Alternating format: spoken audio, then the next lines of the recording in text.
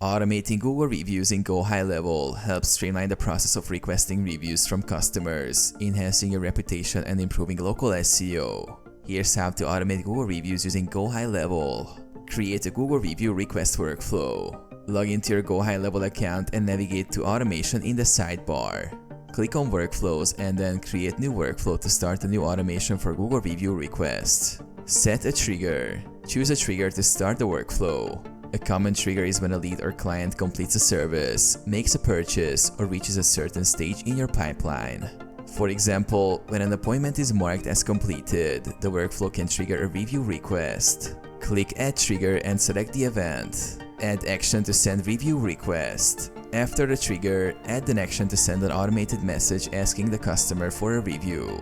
This could be via email or SMS. Use GoHighLevel's dynamic variables to personalize the message, including the client's name and a link to your Google review page. You can include a direct link to your Google review page by creating a review request link. Add delays. You can set a delay before sending the review request to give the client time to experience the service. Test and activate. Test the workflow to ensure everything is set up correctly. Once satisfied, activate the workflow to start automating review requests.